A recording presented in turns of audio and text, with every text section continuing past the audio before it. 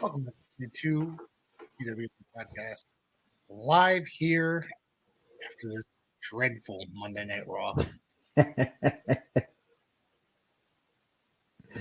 We made it. We did make it, well, for the most part. I had a little glitchiness throughout the end, but that's okay. I'm not too upset about it.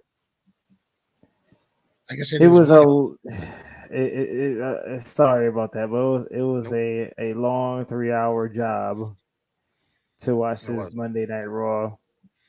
Um, I know me and you talked about it behind the scenes, but this may never happen again, unless it's a WrestleMania Raw or a SummerSlam Raw, Right. maybe something special like that. But I can't put myself through this. It was torture. There was one segment throughout the entire show that I really enjoyed, but we'll get into that. Absolutely. Okay. So, let's see. The show, of course, started off with Ms. TV with his Hmm. guest, Dusty, Jesus, Cody Rhodes. God bless him. This is actually quite the entertaining segment, I thought. It's probably the one Ms. TV I actually enjoyed. No? I Oh, agree. The only pet peeve with it, we already knew it was advertised, the Miz versus yes. Cody Rhodes. I don't know why this segment even went on because you already had a VIP segment later on that we'll talk Right. about. But it's just, it was a good segment.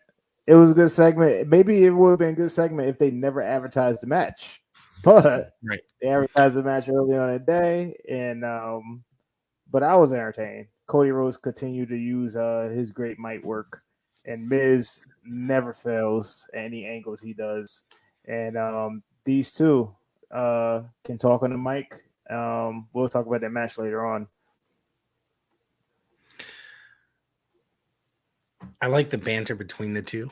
Miz was Yes, getting annoyed with Cody Rhodes as he's walking around the ring, getting the fans to cheer, etc., etc. And he's like, "Are you done?" It was that's funny. a Cody. Yes, it was good. I thought it was funny. Let's see here. Cody says being a was it?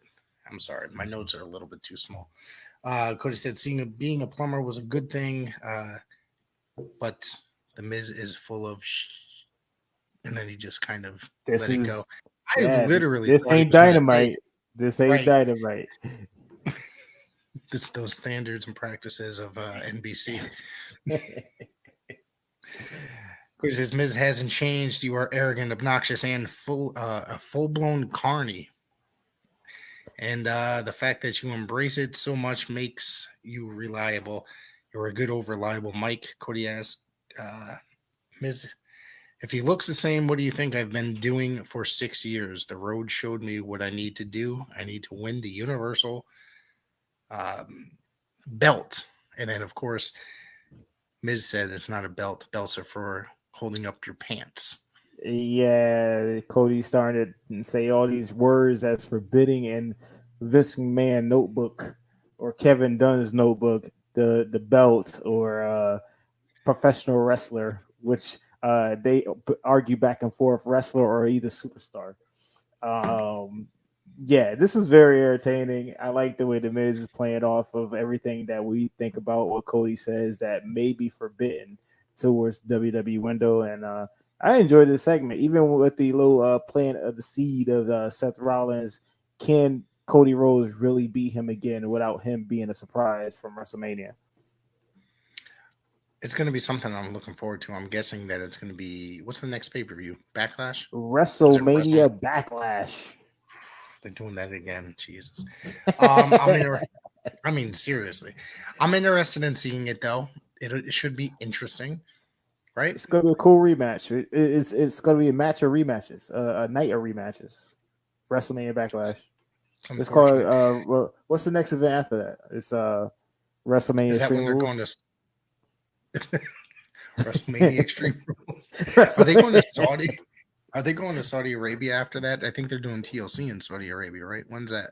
Is it TLC? That's what I Well, believe. That's what. ladies and gentlemen, Premium live event. Oh, I'm sorry. Premium live event. WrestleMania TLC in Saudi Arabia.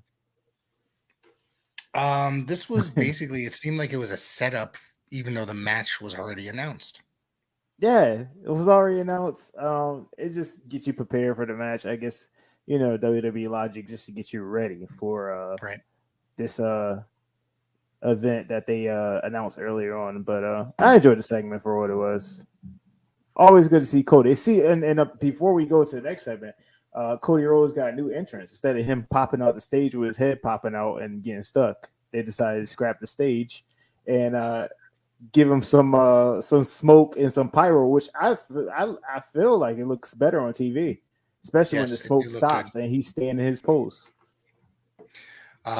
Miz, of course, said they used all the pyro budget just on Cody as That was well. great. That was comical. You know, The we two didn't see no clicked pyro the very rest of the well. night, though. The two clicked very well between using the banter. Yeah, Let's hopefully see. a future program with them later on that will be more investing. But this I'm one sure. was a cup of Yeah. coffee type of thing. But we'll get into the match when it happens because I do want to talk about it because that was we'll talk about it. So Yeah. from Veer Mahan literally destroyed Dominic as much as Dominic tried to fight back. And did you see there was like a kind of like a near botch when Dominic dove over the ropes? Veer almost fell over. If that wall wasn't there, that would If have been that his wall, ass. right. I was like, oh man, that's not supposed to happen. And That would luckily, have he ruined banged into the everything wall. that we Yep, built towards for. Yeah, that would have ruined everything that Veer stand for. That would have been it. He he would have just took lost all hope. he took 2 steps back, and luckily the wall was there to catch him. Absolutely. Of course, you got him in the I don't know what you call that. Was the chokehold, kind of like a camel clutch It's like a chokehold camel type? clutch, half Nelson type deal. Yeah, I don't. It's like a WWE thing where all these guys that's come from overseas or whoever has the Veer gimmick, Iron Sheik, whoever, they always got to do this camel clutch thing. It's kind of different with this one. He's kind of got him in a choke, kind of like a Steiner recliner type deal. he would not stop. He continued to beat Dominic and uh, apply this half Nelson camel clutch gimmick over and over and over. The officials came out and had to assist, but he kept, going back for it after the officials kind of pried him off. He kept going to it He over and beat him over. like a government mule. Thank you. Yeah. Thanks to Jim Ross, And then they beat him brought the like stretcher out. he beat him like the child he was. Yep, they brought the stretcher out, and I thought Veer was going to go after the stretcher afterwards, the way he was staring at it. Nah, they just cut to a little promo that he did and why they was putting him in the stretcher. It would have been great if they did that though. I would Yes. book that. I mean, it's I would also have him drive away with the pretty common ambulance. thing. After the let's see. Then it was AJ Styles and Damian Priest. Oh, we I get gotta better ask, now. We get hot. Okay, go ahead. what happened at the end? Like, was there Listen, no finish to this? It just ended. there was no finish. It It just was just got that the light came Undertaker from the ring, pose and light came off, and we went straight to commercial. and there was no explanation whatsoever. None. AJ Styles just came in a promo, was like, "Well, I wasn't finished with him. What was the deal with this crazy stuff that y'all got going on here?" And I said the same thing. The match was very good. I enjoyed the match, but I guess it wasn't good enough for the last on TV to get the ending of it. So I guess we didn't get no to be continued or nothing. We just got a purple light. Um, you know, I don't know, dude. It's to the point.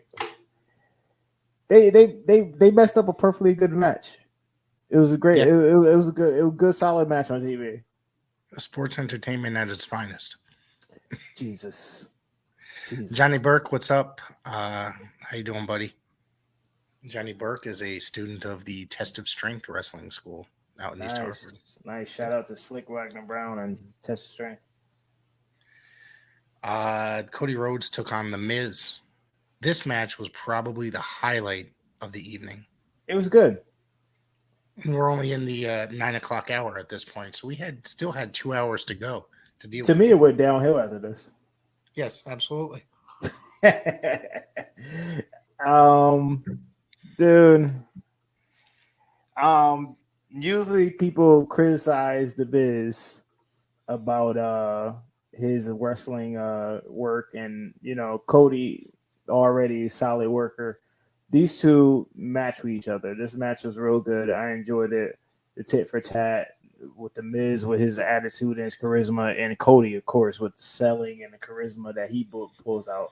This match was really good. I enjoyed it. It was great for them to advertise it and pull it all out. Yeah, I thought it was a very good match. Miz continues to put in the work. Like you said, he's not a terrible wrestler. He's actually a very good wrestler. Mm-hmm.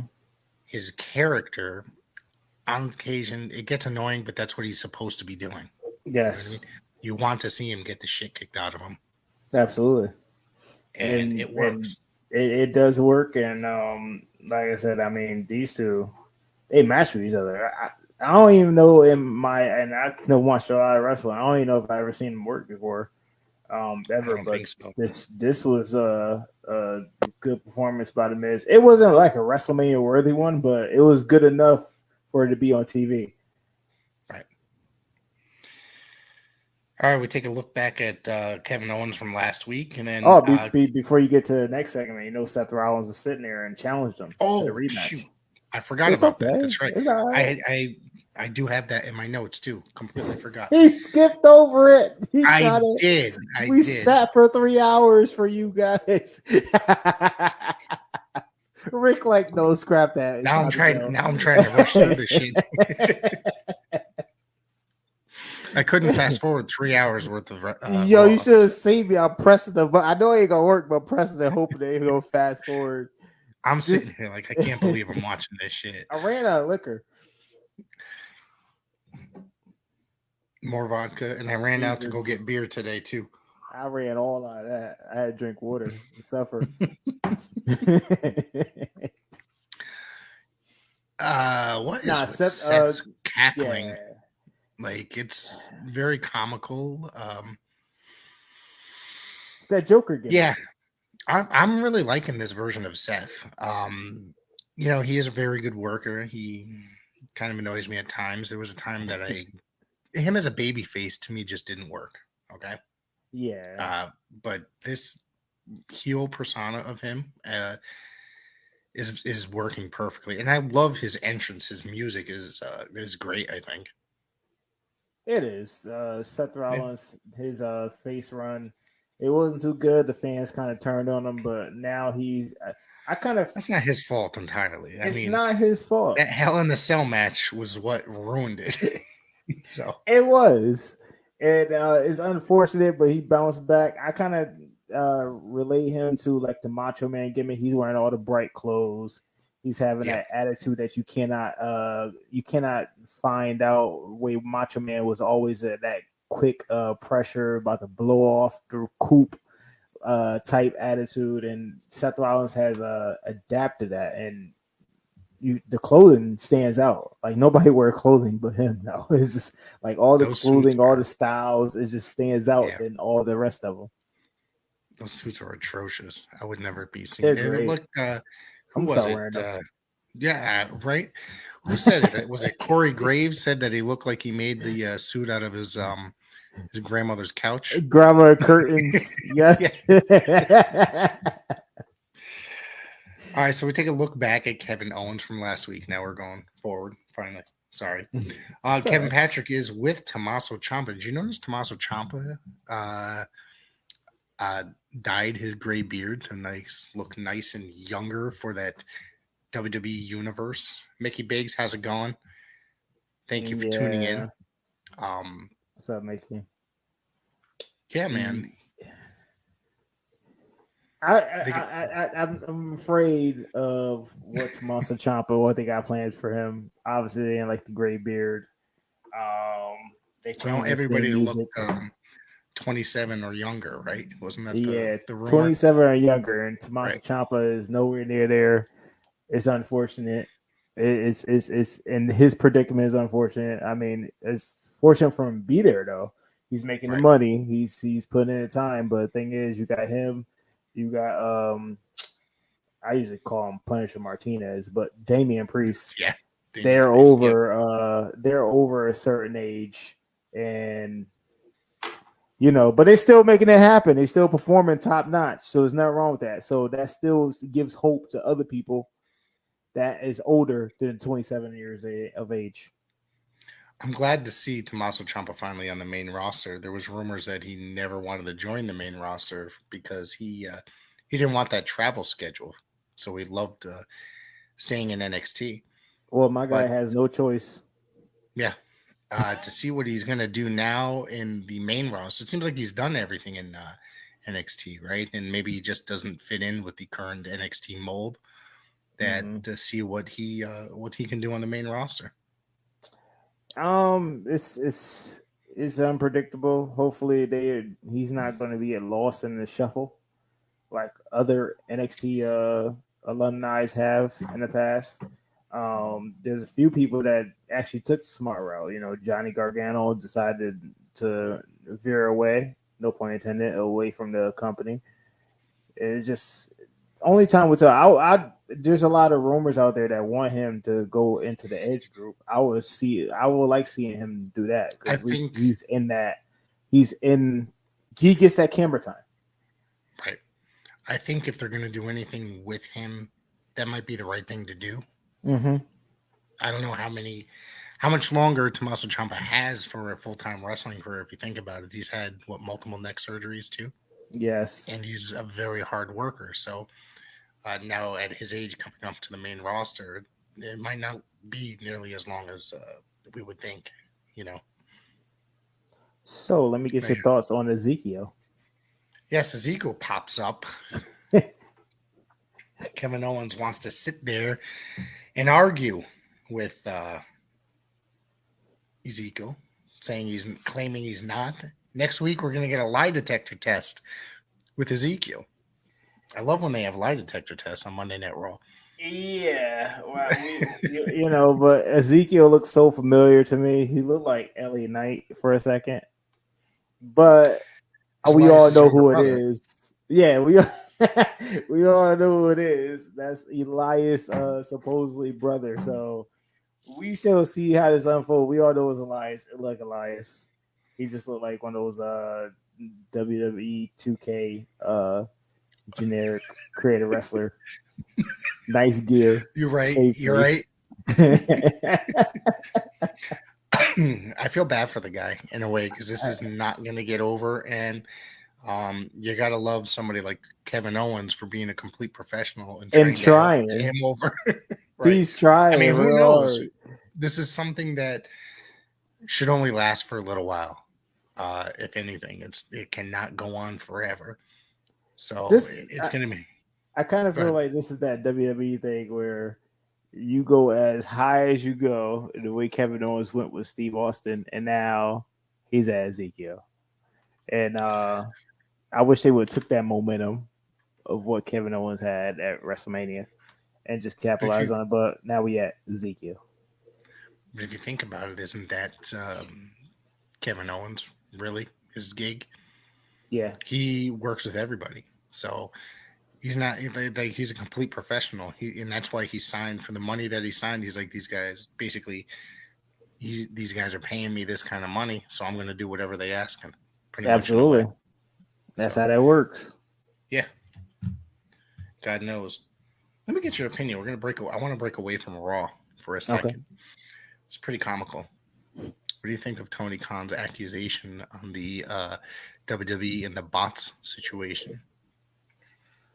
I don't know what to think anymore. First of all, I don't think there's bots. There's legit a lot of idiots out there that be on Twitter that do comments and that are haters at AEW, and those are not bots. Those are actually real people.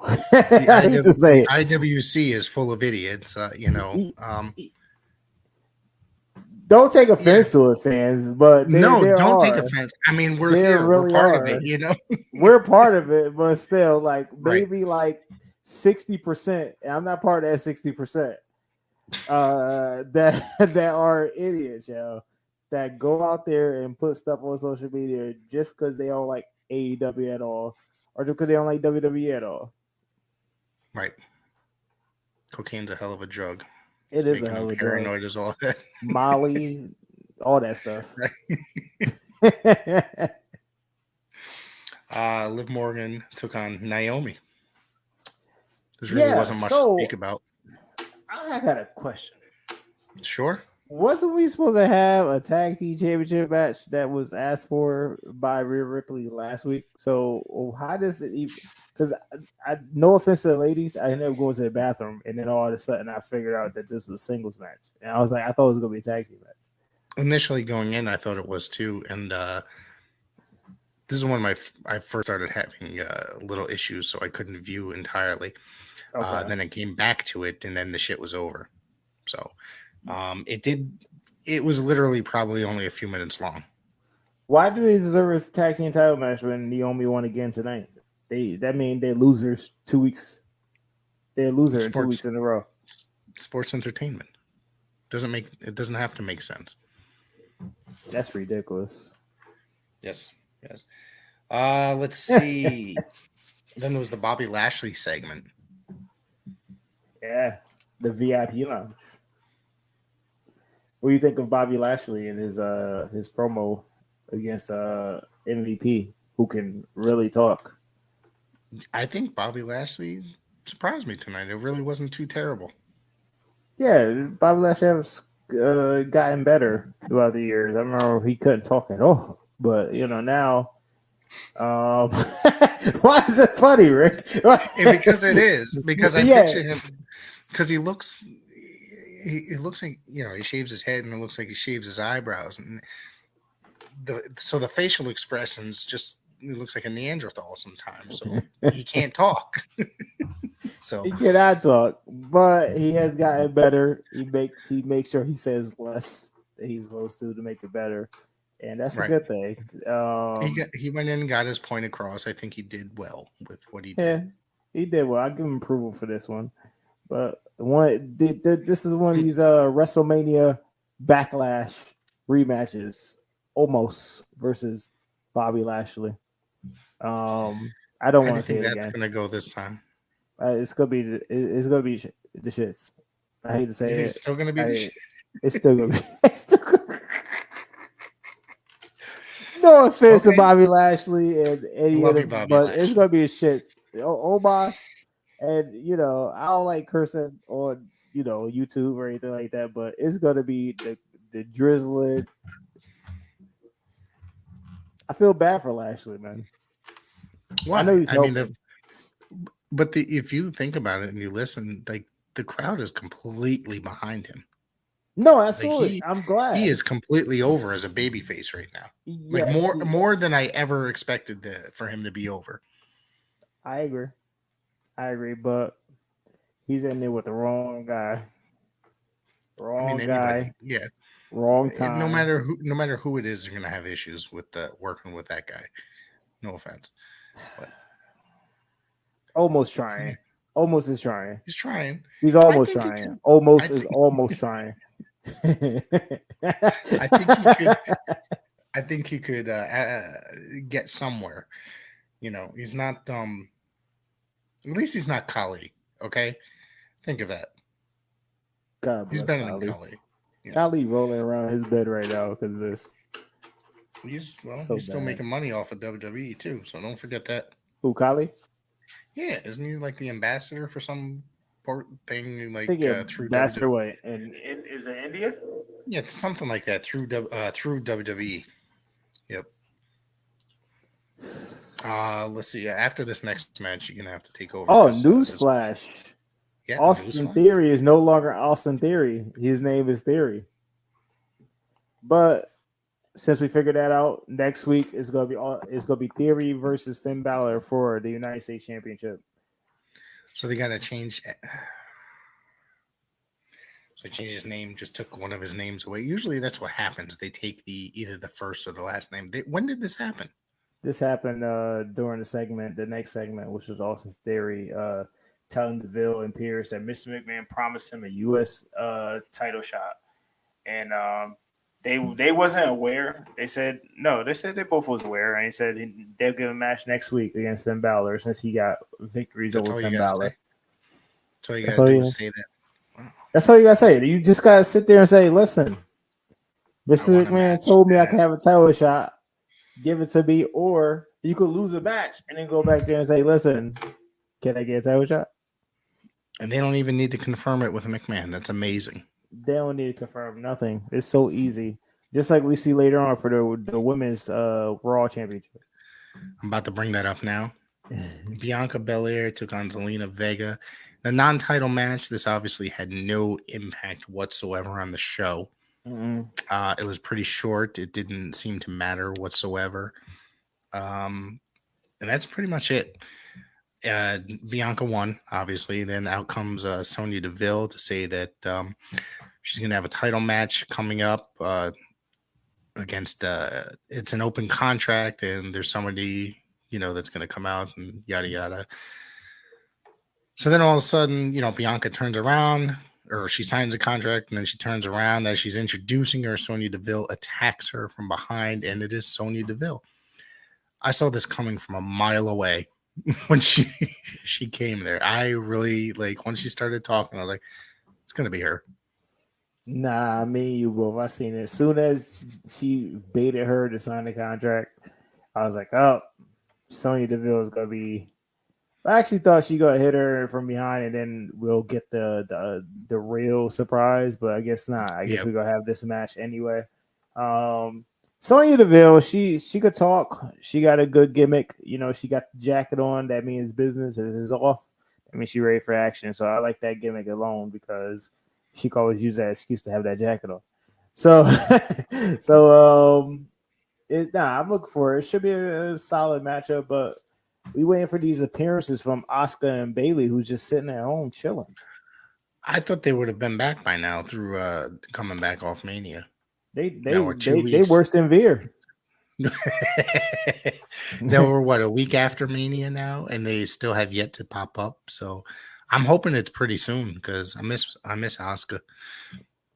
Yes, Asuka is well missed. Are we gonna talk about this 24/7 championship segment or not? We gonna skip it? That was pure bullshit. That was ridiculous. And the worst part is, I love guys like Akira Tozawa, who's a tremendous wrestler, and he's stuck in sitting here in a comedy gimmick.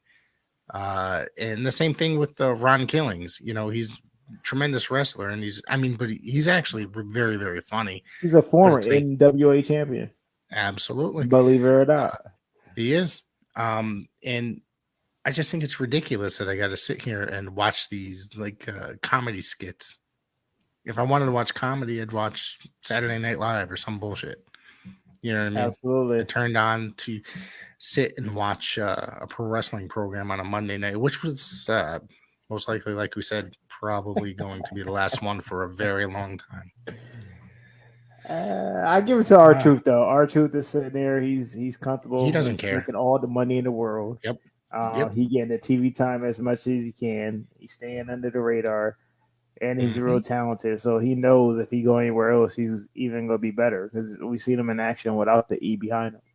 Absolutely. But he's been there before, and then he left. Yeah, he was there before, and K-Quick back in 2000, K-Quick with Road Dogg, and he got released and went on to TNA, become what 2-time NWA champion. Yep. It just he's and then they gave him a shot against John Cena, which I enjoyed because it was something different with him. That program I thought was very entertaining because, like you said, it was different. And it was a guy that had busted his ass on the indies and, NWA territories down south and indies down south all over, that literally deserved it. And he had just had a really good program with John Cena. And that was a very weird time for WWE as well. They were trying to find the next big star or who, you know what I mean? And It took a while for them to find that. It did. It did. It was one program that only lasted 1 month. It was one of the programs that Yeah. last only a month, Yep. and It happens though. he took advantage of that. And ever since then, he went over with Lil Jimmy's and all these other stuff that he been thrown at. And the best segment I ever seen him do was him and Brock Lesnar. That was hilarious to me. Oh, that wasn't Uh, that last year? Was that that last was, year? Or? I think it was two years ago. Believe it or Okay. not, but that was the funniest segment I ever seen. That had Brock Lesnar crack a laugh on air. But R-Truth, man, he's a national treasure for WWE. Really? Absolutely. Um, let's see here. Randy Orton and Riddle. Do we have to call him Riddle? Can I still call him Matt Riddle? Yeah, I he's know still Riddle right. under WWE guidelines. He Riddle. lost his first name too. Yes, But when he kicks his flip flops out, he's got a little bunch of birds chirping up on the screen. yeah, I can't believe that's still going on. Thunderdome is gone and burned, and still get the birds. Well, do you remember when what's his name? The big guy. Braun Strowman would Oh, run Braun around the Strowman ring and then had they a would make train. train sound. It's like, what is going on here? Just to let y'all know, the Thunderdome era will never be speaked of again. But unfortunately, there's still things like this still lingering. It is. Yep. It is. Unfortunately. So they took on Alpha Academy in a non-title match. Orton and Riddle won, and this was pretty decent as well. It wasn't terrible. It was a solid tag team match. Alpha Academy continue to impress me. And RK Bro is most popular thing on Raw besides Cody Rhodes. And I'm surprised they've lasted as long as they have, to be honest with you, knowing Randy Orton's history for tag team partners. True, but I'm still waiting for Riddle to turn on him. I know it's coming. You think that's how it's going to go? Okay. I think that's how it's gonna go. Listen, we know Orton for so long turning on these partners, and why would Just we not out of get the something ordinary. different? Yeah, why Okay. would we not get something different? All right, so this is where I started having a lot of technical difficulties. So I was Oh, in I and can out of help the you out. show. I Yeah, can help let's you go out. for it. So, RK Bro got the victory over Alpha Academy, and then, the Usos drive up in a SUV on the screen and say they're looking for RK Bro, they was actually in the ring. I don't know how much great timing that they have, but they was in the ring. So we get a commercial break, obviously, and then Usos and RK Bros in the ring, and they trying to get this unification deal ready. Obviously, that didn't succeed because the Street Profits come out. Now we at the time of what 10:40. Yep. And we still got time. So I'm looking like, okay, well, we're not going to get no another tag team match, are we? But we are. And Randy Orton somehow makes this match. I don't know how he got the power, but he had the power to make this tag team match. And we had the Street Profits versus the Usos impromptu. What do you thought of this match? From what I did see of it, I enjoyed most of it. Do you think that WWE is trying to copy off the last few weeks of tag team wrestling? I'm gonna ask that simple question. Are you speaking of AEW Dynamite and Ring of Honor, such as like the high caliber tag team matches they've had, or Yes. WWE does not have great tag teams like other promotions at this time? There's good tag teams uh, there, but they're in the WWE system, and so they just pretty much know how to work that style. Could they put on a good match? Yeah, but they're not going to put on the caliber of, say, the Briscoes and FTR or FTR and the Young Bucks. It's a completely different level. No, absolutely. You're correct. But I kind of feel like they never invested so much in having a tag team match on the main event. But it seemed like they was trying hard to sit here and let you know that they Vince hates somehow has a tag team division. Vince hates tag team wrestling on top of it. Like he That's doesn't care. a true fact. Yes, That's a true fact. which I don't understand. Tag team wrestling is very interesting. It is. If the team is performing well with the other team and it matches up as we seen last week, in this modern era of FTR and the young bucks and the young bucks that you don't like, but they ended up entertaining us last week, and then FCR and the Briscoes, and even we go beyond that. We had a lot of good tag team matches throughout the whole year, man. That has come from AEW, and it's just hard to copy that from WWE. WWE only got what, 4 teams, and even if they have a team, they break them up. So They don't last very long. You're right. nah, they only do the teams that don't coexist, like Randy Orton and Riddle. Right. They do. They do. They have like thrown together together teams. It seems, with the exception of like the Usos. They don't have like it's like just two singles guys that they put into a tag team, like Riddle and Yeah, Orton.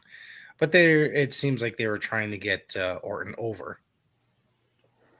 I'm not Orton, excuse me, Riddle. Riddle. yeah. I'm gonna say, wait, I was Orton's gonna say already over. Orton's been there for 20 years. What am I saying? So Yeah, you're correct, my man. Riddle, they trying to get him over. I feel like he's over.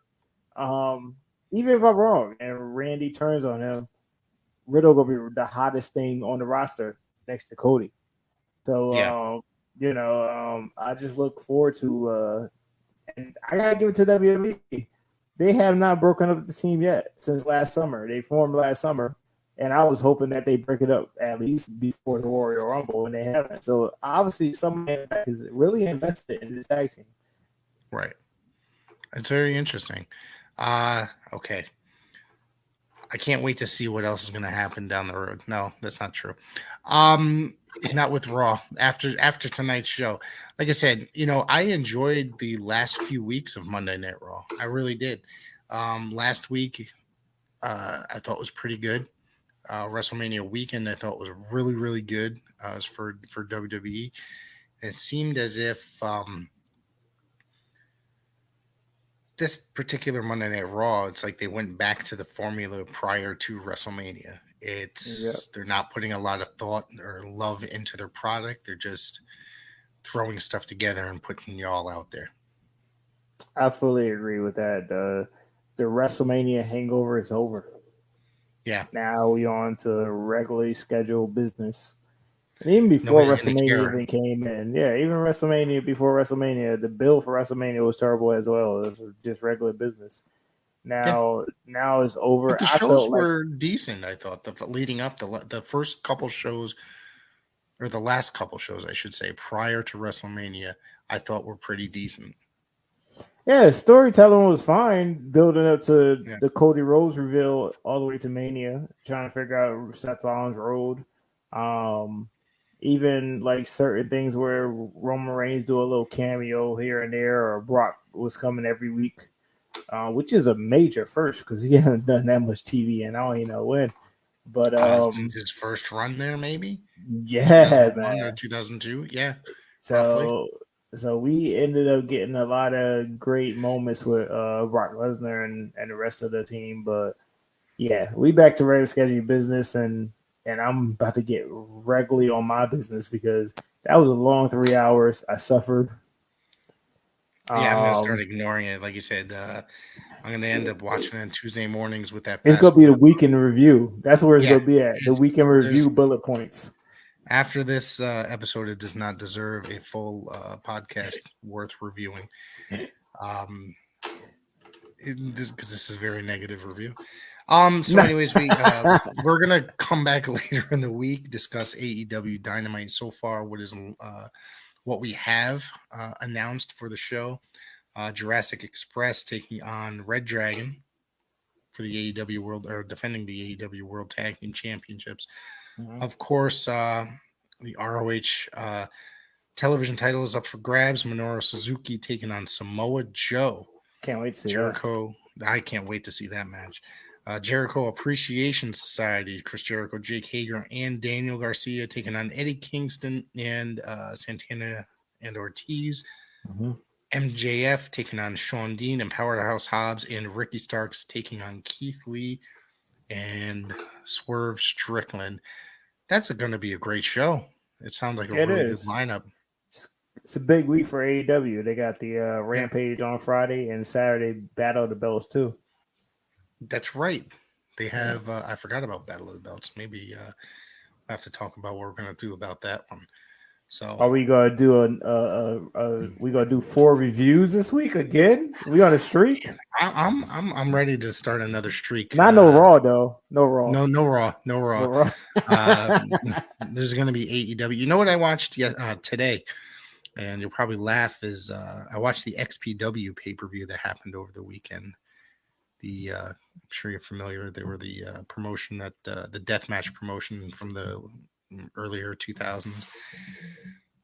How was that? This was pure garbage. This is like they've run 2 shows since they've come back, and I could not finish it. Basically, it was You completely gave up? ridiculous. Yeah, I did.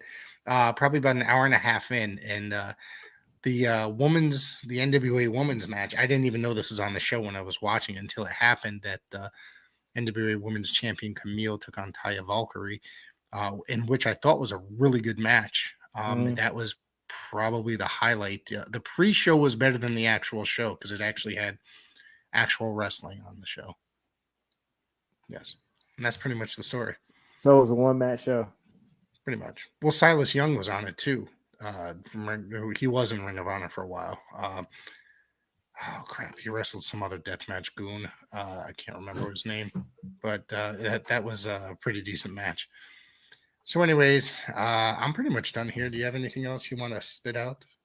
Nah, I'm all set, man. Just Sorry. nah. I want to spit on this 3 hours that I wasted, but be sure to follow us on PWZ at PWZ Podcast on Twitter, on Facebook, and PWZ Network on Instagram. And follow me at Showtime Marcel on all social media. And you can follow Rick Del Santos on social media at the Rick Del Santos. Yes.